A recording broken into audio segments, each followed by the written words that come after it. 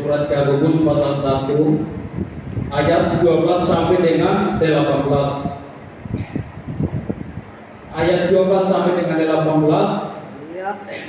Saya mengajak saudara-saudari bisa bangkit berdiri untuk kita baca sama-sama. Hitungan yang ketiga kita akan baca sama-sama 1, 2, 3.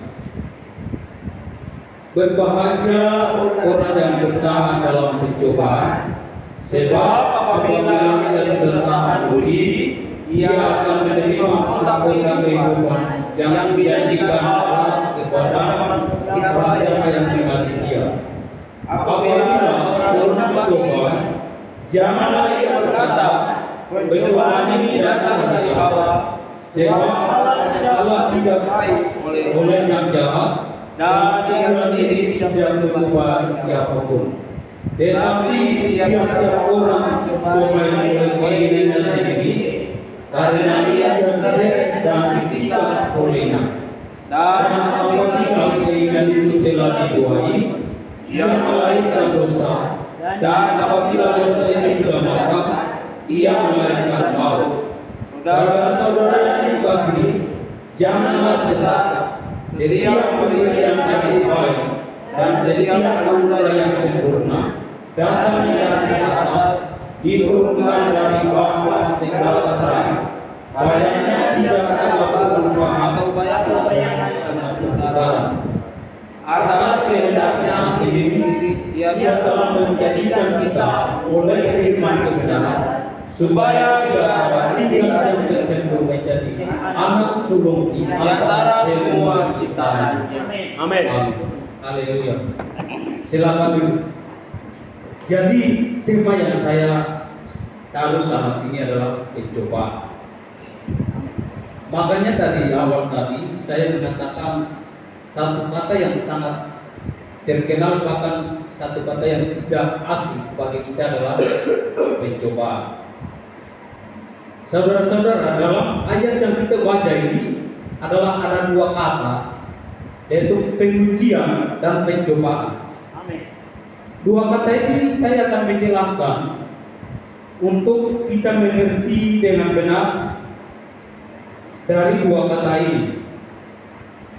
Jadi kalau kata pencobaan ini adalah tawaran-tawaran yang masuk atau tawaran-tawaran yang datang dari luar untuk membuat kita terjerumus atau jatuh dalam hal yang tidak dikehendaki oleh Tuhan atau melakukan hal yang bersifat melanggar perintah Tuhan. Itu adalah pencobaan. Dan pencobaan ini adalah sumbernya datang dari si jahat atau sumbernya datang dari iblis. Tetapi pencobaan ini bukan datang dari hanya iblis, tetapi pencobaan ini juga bisa datang dari keinginan seseorang itu sendiri. Keinginan seseorang itu sendiri. Jadi jangan kita menyalahkan iblis terus. Saya sering dengar ada orang-orang yang biasa melakukan hal yang tidak baik atau kejahatan, lalu mereka menyalahkan iblis. Aduh, iblis yang buat saya sampai saya bisa melakukan hal ini. Padahal iblis tidak suruh sesuatu untuk melakukan hal tersebut, ya kan? Misalnya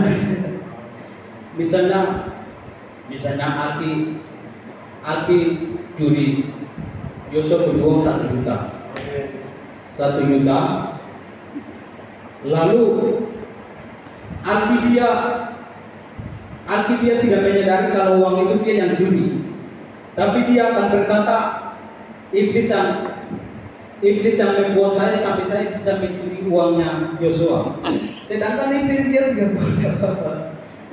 Jadi iblis itu dia itu hanya bekerja dalam pikiran, tapi yang akan bertindak atau melakukan sesuatu yang iblis bekerja secara nyata itu adalah manusia.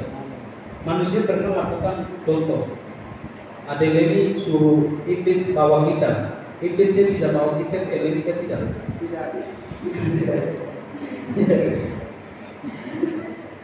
Yosua suruh iblis bawa HP, misalnya HP taruh di bawah. Yosua suruh iblis bawa HP, iblis bisa bawa naik HP kan tidak? Dia dalam.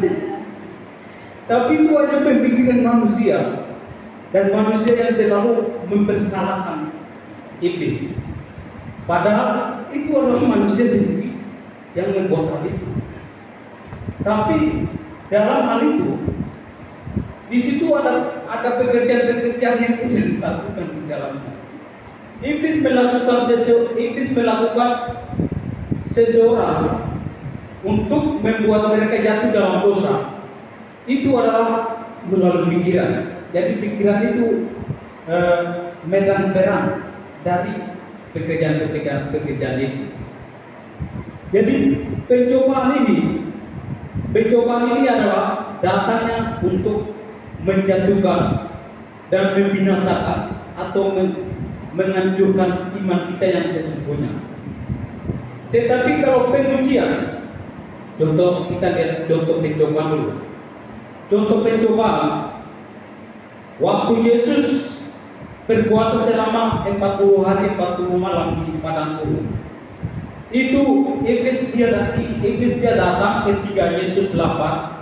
Iblis dia datang ke Yesus dan iblis berkata begini, jika engkau adalah anak Allah, suruhlah batu ini menjadi roti.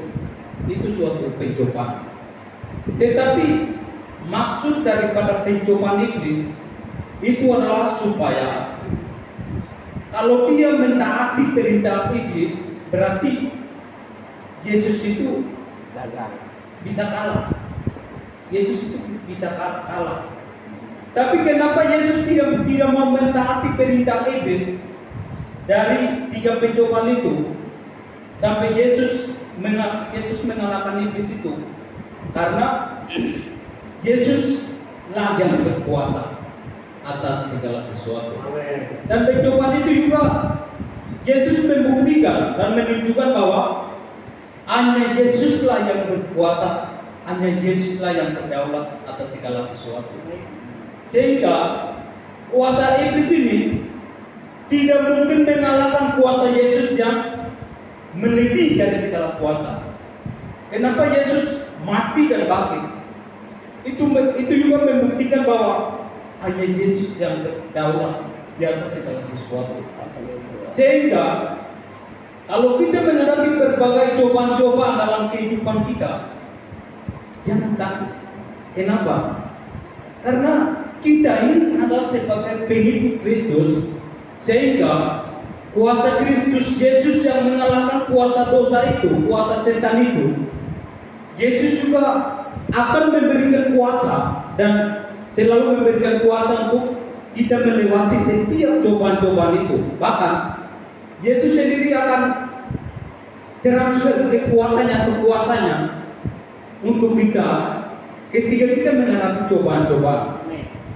Jadi kalau kita menghadapi cobaan-cobaan dalam kehidupan kita, jangan takut, jangan gelisah, jangan frustrasi, tetapi percaya bahwa kuasa Yesus yang aku percaya itu melampaui dan melebihi dari kuasa-kuasa setan dan kuasa-kuasa dosa. Jadi pencobaan yang pertama adalah berasal dari iblis, tetapi yang melakukan tindakan secara nyata itu manusia yang lakukan. Orang baku pukul lalu satu orang dia mati, lalu orang yang bunuh dia ini dia bilang pekerjaan iblis yang membuat saya sampai saya bisa membunuh orang ini. Dan juga orang buat sesuatu yang jahat, lalu mereka selalu menyalahkan iblis, padahal itu dia yang lakukan. Nah, coba baca yang tadi kita baca Yakobus 1 ayat 14, saya baca.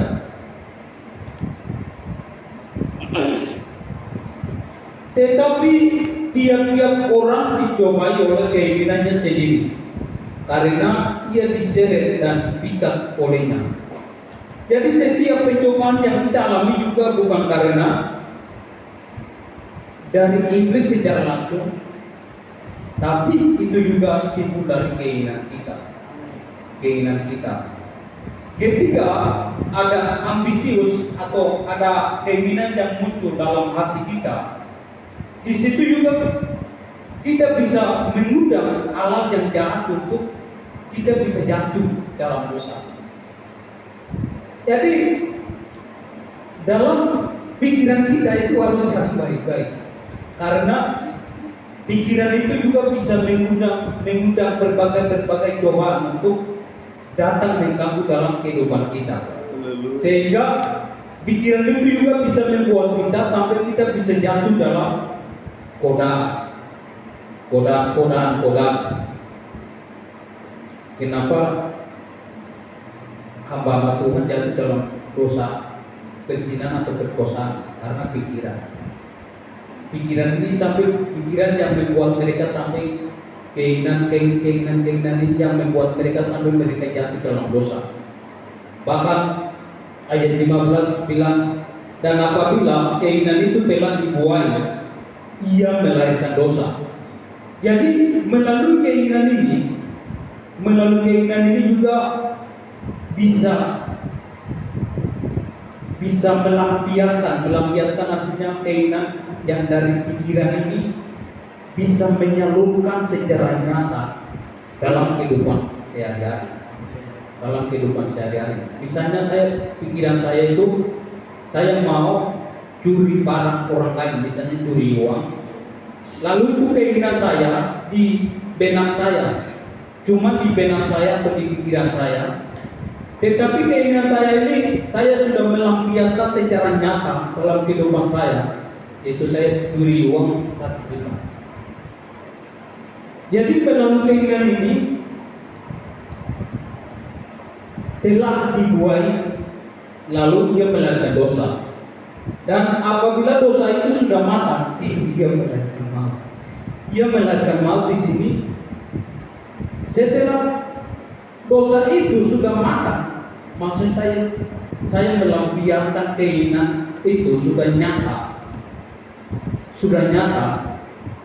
Disitulah dosa yang saya buat itu sudah matang, artinya sudah masak.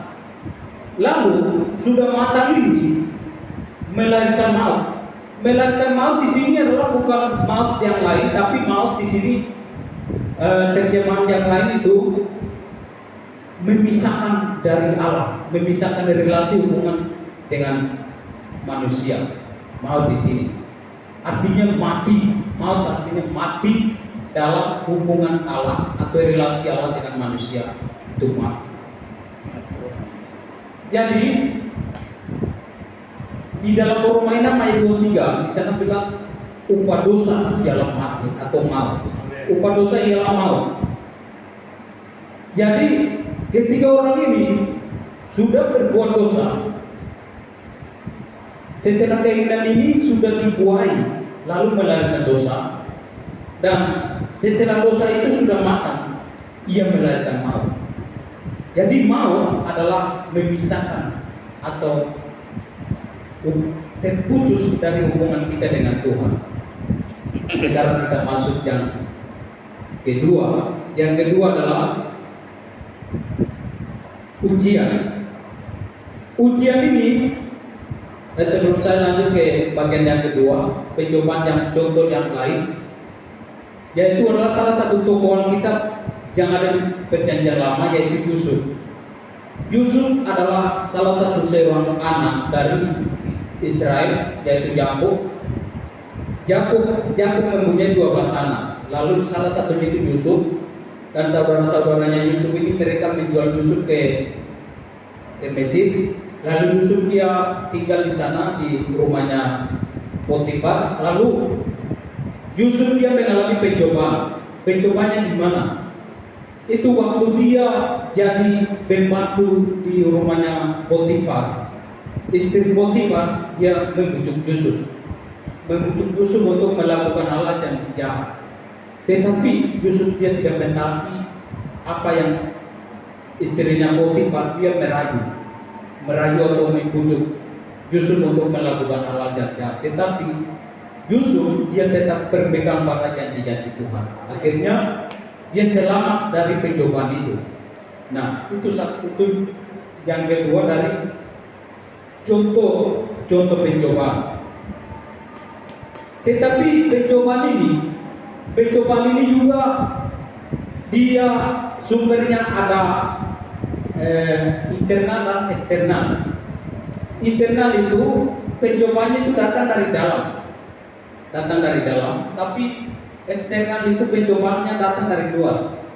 Misalnya dalam berarti internal itu melalui keinginan kita, atau misalnya kita tinggal di satu asrama, saudara Joshua teman saya untuk melakukan hal yang jahat. Berarti itu pencobaan internal. Pencobaan datang dari dalam.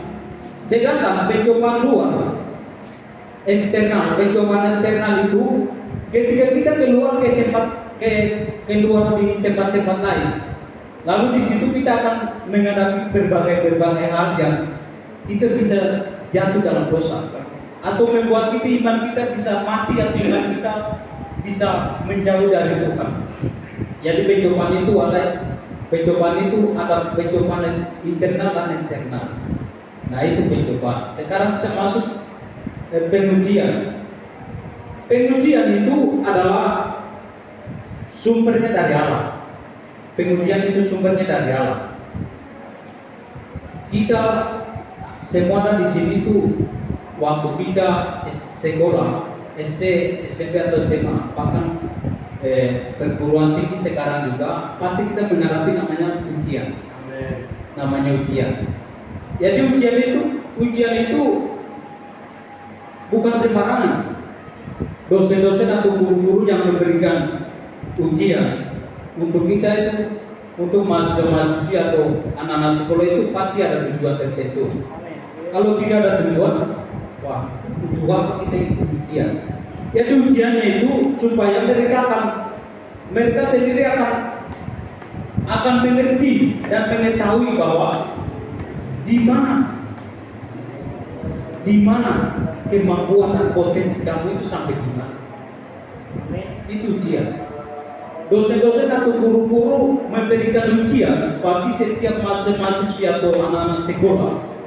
Itu tujuannya adalah mereka akan mau mengetahui kemampuan dan potensi kamu itu sampai di mana. Itu suatu ujian. Sampai di mana. Lalu ujian ini juga untuk meningkatkan atau menaikkan kelas dari bawah ke atas, ya kan? Ujian ini adalah untuk meningkatkan atau menaikkan kelas dari bawah ke atas. Itu tujuan. Sekarang kita kembali ke firman Tuhan. Jadi Tuhan memberikan ujian bagi setiap kita. Itu maksudnya adalah supaya iman kita itu semakin meningkat, semakin bertingkat di atas. Dan melalui ujian itu, iman kita ini akan semakin dewasa, akan semakin bertumbuh, sampai kita akan menuju pada kedewasaan atau menuju pada kesempurnaan. Jadi tujuan dari ujian Tuhan supaya kita tetap menjadi orang-orang yang bisa mempertahankan dalam suatu iman, dalam keyakinan atau kepercayaan, sehingga Tuhan juga akan menilai kita bahwa apakah kamu bisa mempertahankan keyakinan dan imanmu kepada saya itu benar, atau iman yang hanya sementara dan nanti akan menjadi murtad atau iman yang stabil. Itu ujian. Contoh Tuhan memberikan ujian, yaitu adalah salah satu tokoh, dan tokoh ini sangat terkenal. Coba tebak siapa? Siapa? Oke, satu Ayub. Tapi itu saya belum. Itu salah satunya. Satu lagi. Daniel. Satu lagi. Bapak segala orang beriman siapa? Itu salah satu ujian. Jangan ini contoh. Salah satu ujian yang Tuhan memberikan kepada Abraham. Abraham adalah sebagai bapak segala orang beriman. Bapak segala orang beriman. Kenapa? Karena dia adalah salah satu orang yang tokoh yang Allah memilih untuk dia menjadi perjanjian Allah dengan manusia, sampai perjanjian yang Allah berikan kepada Abraham itu sampai saat ini terkenal. Salah satunya Allah bilang begini, nanti keturunanmu akan menjadi sama seperti bintang-bintang di langit dan pasir-pasir yang ada di laut. Sekarang manusia ini sudah terkenal, manusia penuh dengan di dunia ini penuh dengan manusia. Itu perjanjian atau janji Allah dengan Abraham itu sekarang sudah terkenal. Ujian dari Allah kepada Abraham. Abraham ini dia punya anak satu, yaitu adalah Ishak.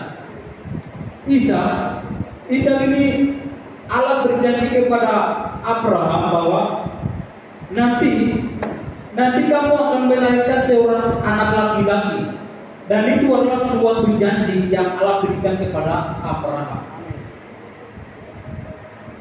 Allah awalnya berikan anak yaitu Ismail, tapi Allah bilang itu bukan janjinya, dan itu bukan sebagai warisan. Itu bukan sebagai warisan, tetapi nanti Ishak yang akan jadi warisan. Lalu Abraham dan Sarah, mereka tidak mempunyai anak. Bahkan usianya itu sudah lewat.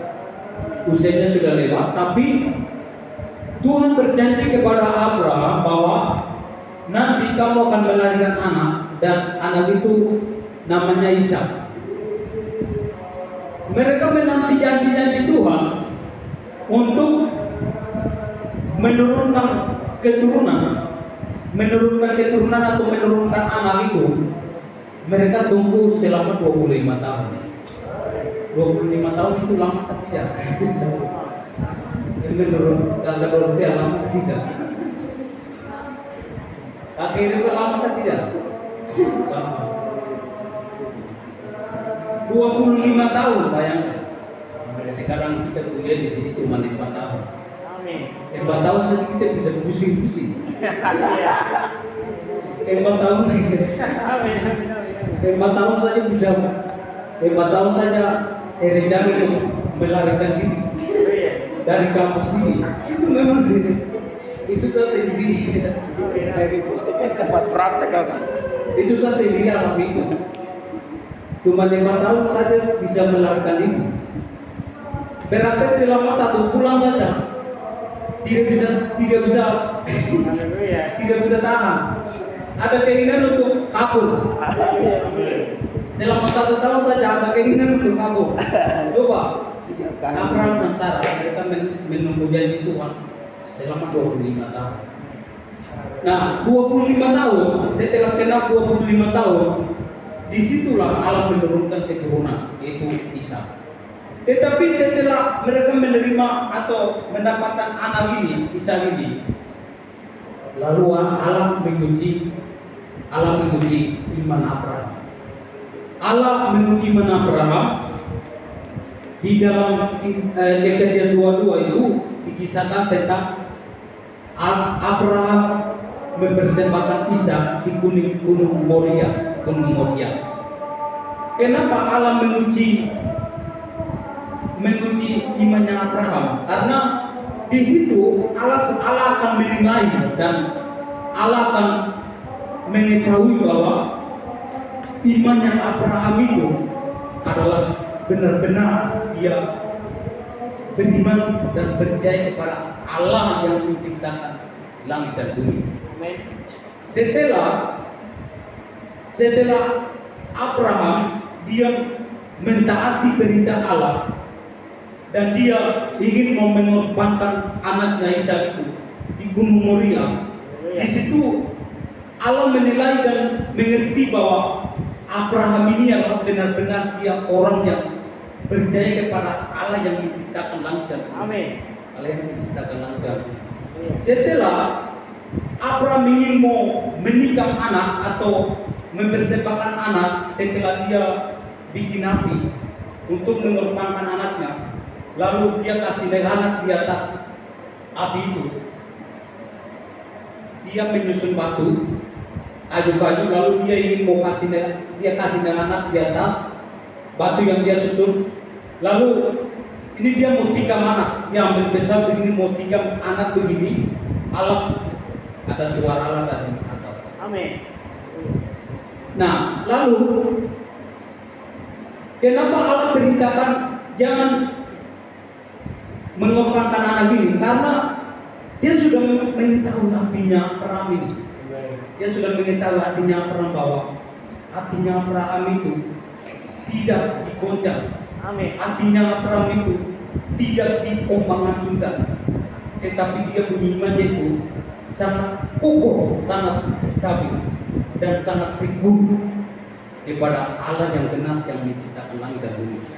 Nah, disitulah suatu ujian yang Allah berikan. Lalu contoh yang kedua, yaitu adalah Ayub. Ayub dia begitu kaya raya, bahkan Allah menguji Ayub itu dengan berbagai hal.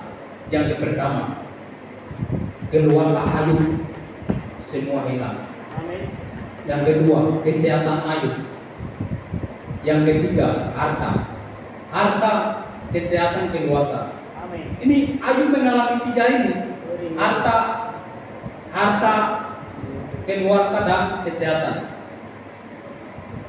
Ayub dia memiliki 10 anak. 10 anak, 7 itu cowok, 3 itu cewek. Dari 10 anak itu semua hilang. Amin. Itu semua hilang. Lalu berbagai harta-harta yang dia miliki itu semua hilang. Bahkan dia punya kesehatan itu suatu penyakit yang Tuhan berikan. Itu tidak bisa tertolong oleh berbagai obat apapun. Bahkan dia punya istri juga membujuk dia untuk meninggalkan Tuhan, tetapi Ayub dia tidak pernah meninggalkan Tuhan. Amin. Dan itu ujian. Tapi di balik ujian yang dialami oleh Ayub, itu Ayub dia tetap percaya kepada Tuhan. Dan suatu ujian itu tidak membuat Ayub untuk meninggalkan Tuhan yang sejati atau Tuhan yang benar ini. Tetapi justru ujian itu membuat hati dia tetap berpegang pada janji-janji Tuhan. Dan dia tetap percaya kepada Tuhan yang penuh kuasa. Jadi saudara-saudara, ini waktu sudah jam 7. Ini belum selesai tapi aku. Jadi saudara, saya belum selesai tapi waktunya sudah jam 7. Kesimpulannya adalah dalam setiap ujian-ujian itu ada maksud dan tujuan Tuhan. Jadi ketika kita mengalami berbagai ujian, jangan banyak mengeluh, jangan banyak khawatir, jangan banyak bersungut-sungut, tetap percaya bahwa saya memiliki Yesus yang mempunyai kuasa untuk menolong dalam segala cobaan yang aku hadapi. Dan itulah suatu keputusan hati, suatu keputusan iman bahwa kita mempunyai Tuhan yang luar biasa, dan Tuhan yang pasti menolong kita dalam segala cobaan. Ini kesimpulan satu ayat, 1 Korintus pasal 10 ayat 13, satu orang baca. 1 Korintus pasal 10 ayat 13. Kesimpulan ayat ini. 1 Korintus 13 ayat 1 Korintus 10 ayat 13. Pencobaan yang kamu alami ialah pencobaan biasa yang tidak melebihi kekuatan manusia, sebab Allah setia dan karena itu Ia tidak akan membiarkan kamu dicobai melampaui kekuatanmu. Pada waktu kamu dicobai, Ia akan memberikan kepadamu jalan keluar sehingga kamu dapat menangguhnya. Haleluya. Itu ayat ini sebagai kesimpulan, dan ayat ini kita hafal dan bisa menyimpan dalam memori kita. Saya baca ulang. Pencobaan-pencobaan yang kamu alami ialah pencobaan-pencobaan biasa yang tidak melebihi kekuatan manusia, sebab Allah setia dan karena itu Ia tidak akan membiarkan kamu dicobai melampaui kekuatanmu. Pada waktu kamu dicobai, Ia akan memberikan kepadamu jalan keluar sehingga kamu dapat menanggungnya. Jadi kalau kita percaya kepada Tuhan, pasti Tuhan akan memberikan jalan. Kita berdoa. Sebelum itu kita memuji Tuhan dulu. Sungguh besar setiapmu. Saya mengajak saudara-saudara untuk